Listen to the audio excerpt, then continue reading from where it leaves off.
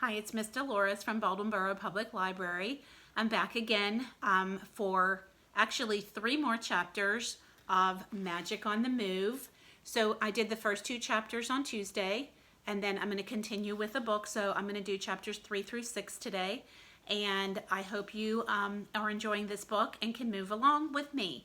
So where we left off was twins Finn and Molly found a camper in their driveway that turns out to be kind of magic, and they're just checking it out and seeing what it does when they turned on the knob and the screen came down and a voice came through the screen welcoming them. So that's where we left off on chapter 2. So here's chapter 3.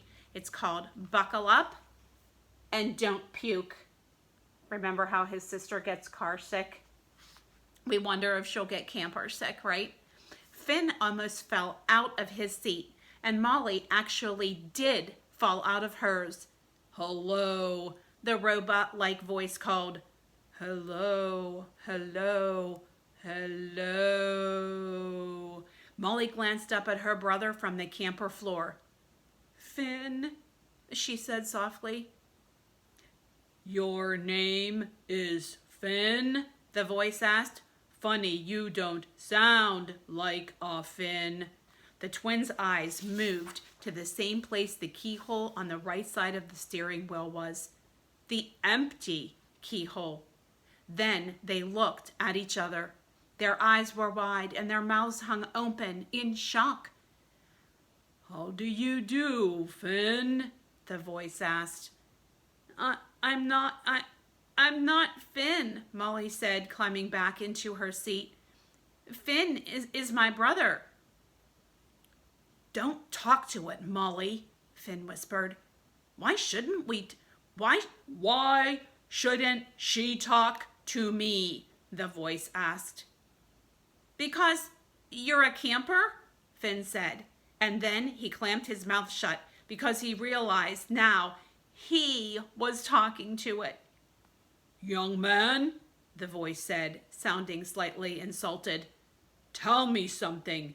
Have you ever talked to a camper before? Has a camper ever talked to you? No, Finn said. That was my point. Precisely, the voice said. That is because I am not a camper. I'm a planet Earth transporter. Huh? Finn said. You can call me P.E.T. for short, the voice said. I know every street, highway, parkway, freeway, cul-de-sac, interstate, dirt road, and wooded path there is. All right, here they are inside the camper, not knowing what is going on.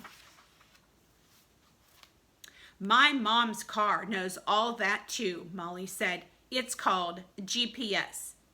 P.E.T. made a noise. GPS, big whoop. There's nothing hard about being a computer that tells a driver to use normal roads. Normal roads have traffic, potholes, and stoplights. Any old machine can do that, P.E.T. said, but I travel using the internet. You can't travel on the internet, Molly said. You can only log on to look up information.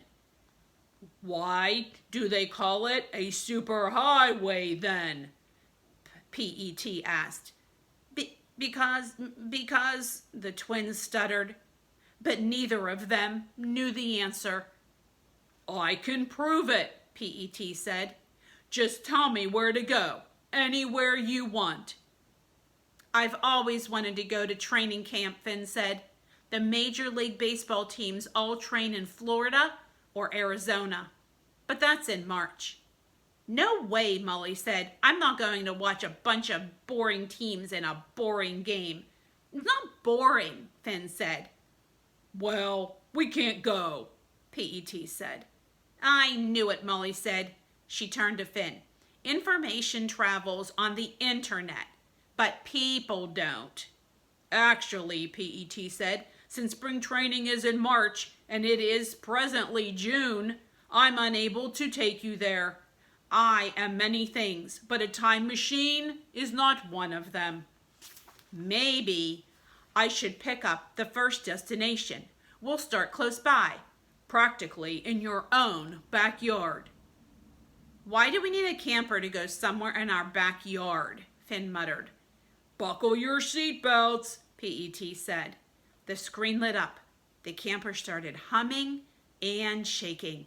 Then there was a near blinding flash of bright white light. Finn! Molly shouted. Don't puke on me again, Finn shouted back. Don't worry, PET said. We'll be there in a jiff. The twins gripped the armrests of their seats tightly. Oh no, oh no, oh no, Molly cried. It's okay, Molly, Finn said, though his own voice was quivering. I'm sure this is some kind of a joke or it's a dream. I'm in pajamas, and so are you. He glanced at Molly's blue top and leggings.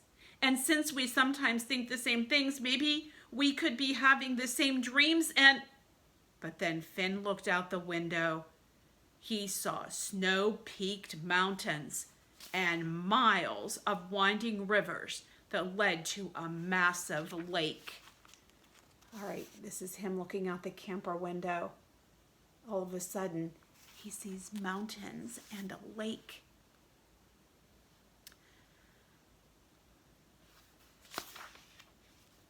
Farther on, he saw a forest that looked like it was made up of giant Christmas trees. There were lavender and white wildflowers everywhere. A flock of small brown birds flew by the passenger's side window. I've never seen birds like those in our backyard before, Finn said. They're larks, Molly told her brother. You think you know everything about everything, Finn grumbled, even in my dreams. The camper stopped with a jolt. Suddenly, it was still and quiet. The twins weren't sure of many things, but one thing they knew for sure, they weren't in the driveway of 24 Birchwood Drive anymore. Chapter 4, Holy Guacamole. For a few seconds, Molly and Finn were speechless, but PET wasn't. I'll be back when your work here is done, it said, and then the screen went dark. All the camper doors swung wide open. Molly pushed the power button. Nothing. She pushed all the other buttons again and again and again. Nothing happened. Zip. Zilch. Nada. What should we do? Finn asked. I guess we go outside and figure out what our work is, Molly said. They walked down the camper steps and onto the dewy ground. Molly could feel her boots sinking into the wet earth. Wait a second. Boots? When she'd left the house to check out the camper, she had been wearing her fuzzy bunny slippers. Finn, Molly cried, look at what we're wearing. Finn's eyes widened as he took in his sister's outfit. She had on a purple and white gingham button-down shirt, jeans, and brown cowboy boots. Finn was in a gray and blue shirt and blue jeans, which were tucked into black cowboy boots. And on his head, Finn's hands flew to the top of his head. Phew. He had his moonwalker's hat on, but the rest of his outfit was still a problem. Those were my favorite pajamas, Finn whined. What happened to our stuff? I don't know, Molly admitted. For once, Finn said. There was a siren sound from Finn's back pocket, and he reached back to pull out something no bigger than a deck of cards. Oh, my baseball video game, he exclaimed. Thank goodness. I thought I lost this too. He pressed a few buttons. It's the 7th inning stretch now, so I have a break. We can get started on whatever work PET was talking about. You seriously need to rethink your priorities, Molly told him. Finn turned the game off and returned it to his pocket. Molly wrapped her arms around herself. The sky was barely light, and it was much colder than it had been back home. She wished she had her fleece jacket, but she didn't know she would be somewhere that was so cold. In June. Holy guacamole, it's cold, Finn said, which was exactly what Molly was thinking. The twins looked across the pasture. There was a flagpole at the far end. The flag at the top was blue and white striped, with a big red C in the corner. Beyond it, the sun was coming up behind a red-roofed building. There were 2 old rocking chairs out front and a trail of smoke winding from a brick chimney. "Look at that," Molly said, pointing to a white wooden sign. "It says Snowflake Ranch Mess Hall. I guess that means we're at the Snowflake Ranch." "Where's that?" Finn asked. "I don't know," Molly said again. She was used to knowing things, and she did not like not knowing 2 different things in the space of 5 minutes. Okay, so here is the Snowflake Ranch Mess Hall, what it looks like.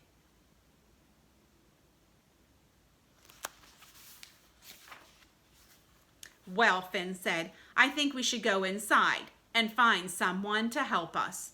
Molly felt a chill. Ooh, maybe it was the sudden gust of wind. Maybe it was the new strange feeling of not knowing. But she was scared that something bad was about to happen. That's when the door to the mess hall burst open. A plump woman in an apron began clanging a big bell. Ding, ling, ling, ling, ling, ling, ling, ling, ling. She rang the bell on the porch. The woman spotted Molly and Finn across the grass. "You kids here for breakfast?" There's the woman with the bell. The twins looked at each other. They were hungry. They both nodded. "Well, come on in. The early bird catches the worm." She motioned for the twins to follow her inside. "I'm Helen, and I made everything myself.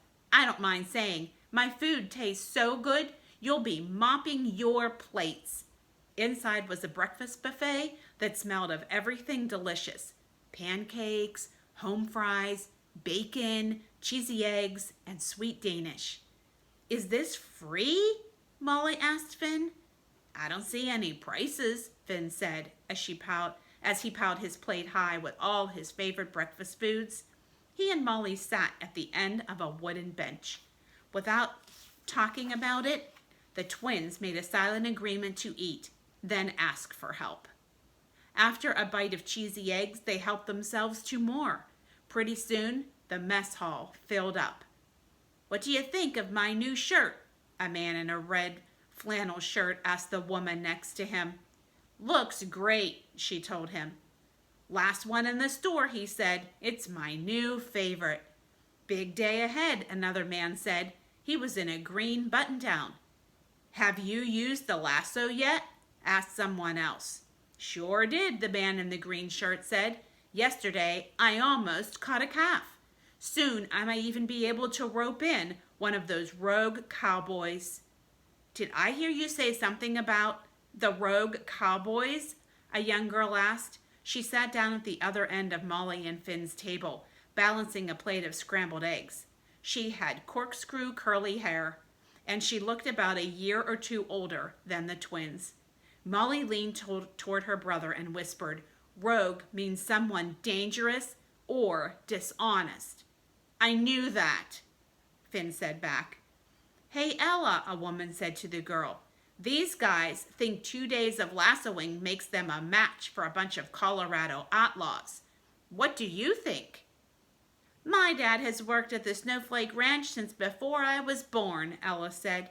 "He says the stories of rogue cowboys are nothing but tall tales." "Well, there you have it," the woman said. "I'm ready anyway," the man in the green shirt insisted. He knocked his fist on the table, which sent an open ketchup bottle flying toward the man in the new flannel shirt.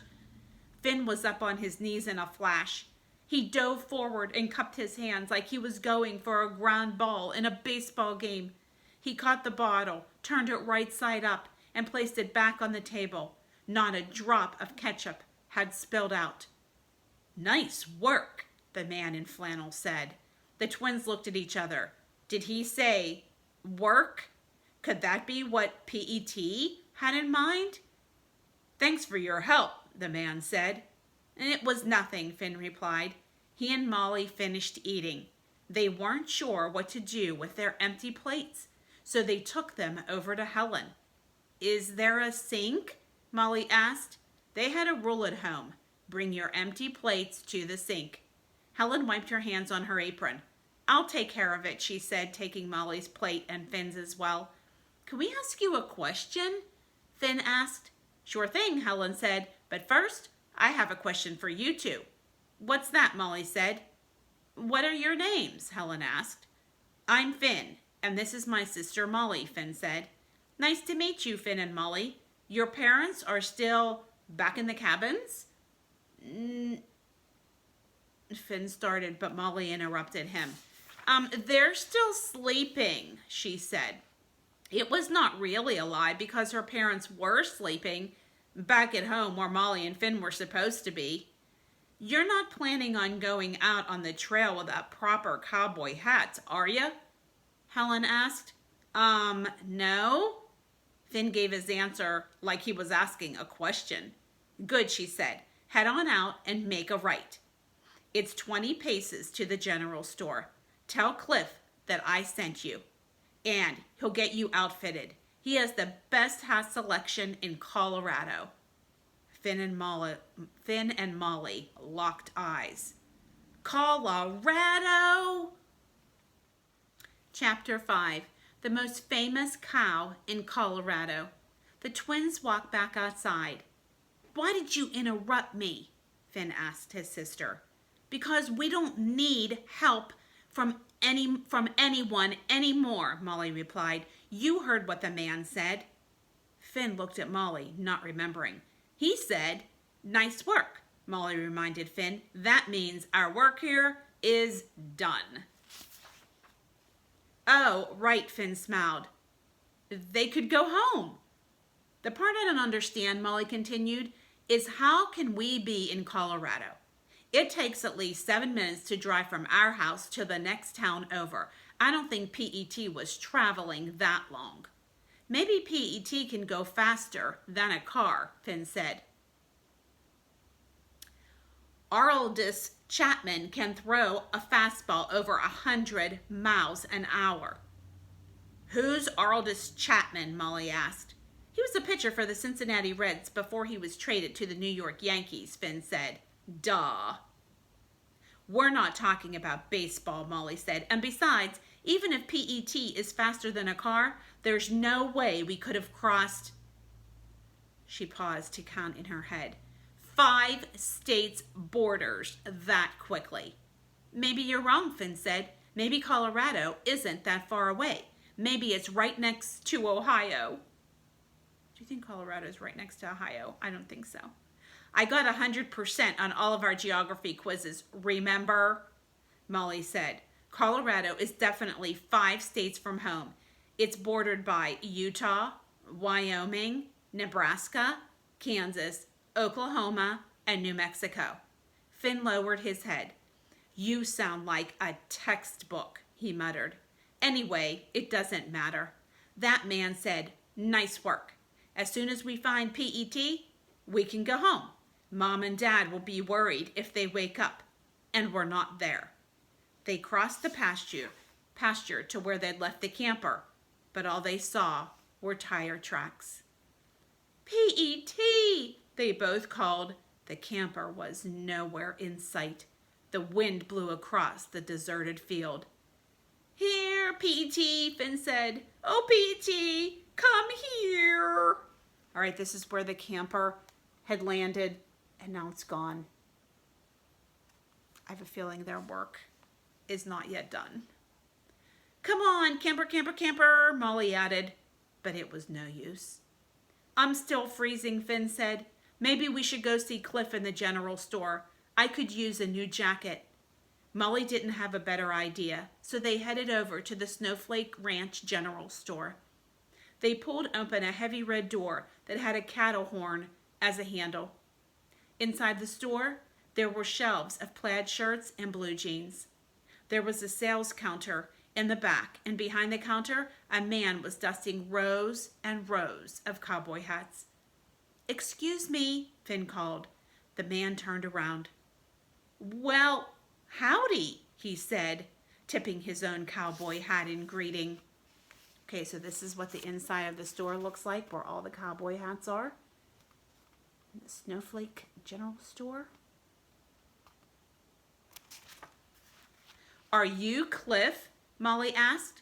"Sure am," the man said. "I'm the owner of this here store. Have been for 25 years. How can I help you?" "Helen sent us to get some hats," Molly said. "Yeah, and I would like a jacket too," Finn added. "You two must be going on the cattle drive," Cliff said. "Well, let me tell you something. You make sure to keep your eye on Snowflake. You hear?" "Snowflakes?" Finn said. "You mean it's going to be cold enough for snowflakes?" Cliff let out a loud laugh. "No, not snowflakes," he said. "The snowflake. They say no snowflake is the same. And that sure is true of our Snowflake. She's a 5-time blue ribbon winner. You haven't lived until you've tasted the cheese made from her milk." "We had cheesy scrambled eggs for breakfast," Molly said. "They were amazing." "The best ever," Finn agreed. "That's cheese from Snowflake, all right," Cliff said. "Those executives from Easy Cheesy have been trying to get their hands on her for years. They want to hook her up to machines and milk her dry. But we're not selling. She makes just enough for those of us at the ranch to enjoy. She deserves to roam free in the mountains, not be living in some factory." "Ah, I get it," Molly said. "Snowflake is a cow." "That's right," Cliff said. "Our pride and joy." He gestured to the t-shirts, mugs, and bumper stickers in the display case under the counter. Everything had a picture of a white cow on it. She's the most famous cow in all of Colorado. "She looks nice," Finn said. As far as he was concerned, cows weren't mean or nice. They were just cows. But he could tell Snowflake meant a lot to Cliff. "That she is," he said. "Now, let's get on with things here." He stepped out from behind the counter and grabbed a couple of dark blue jean jackets from a rack. "I think these should fit." "Thanks," Finn said. "Wait," said Molly. "Do we need to pay for these? We didn't bring any money." "If you're going on the cattle drive, it's all included," Cliff said. "So let's talk hats. You're going to have to pick your own. Every rancher should pick out his or her own hat." Cliff's arm swept across the rows of cowboy hats in all different colors and sizes. Molly gasped when she spotted one that matched her friendship bracelet, a blue straw hat with a purple band around the rim. "That one," she said. "Definitely." But Finn wasn't sure. He tried on a straw hat, a felt hat, a wide brim hat, a 10-gallon hat. Nothing felt quite right. His worn moonwalker's cap was like a part of his head, and he didn't want to give it up. "I think I'll hold on to my own hat," he finally decided. "No shame in that," Cliff said. "Here are some snacks for your pack. It's going to be a long day." Cliff handed them a paper bag filled with beef jerky, red and black licorice twists, and 2 ice-cold bottles of water. "You don't want to be late," Cliff said, and with that, he pushed them out the door. All right, that is the end of chapter 5. When we come back the next time, we'll be doing chapter 6, 7, and 8. I hope you guys have a great day.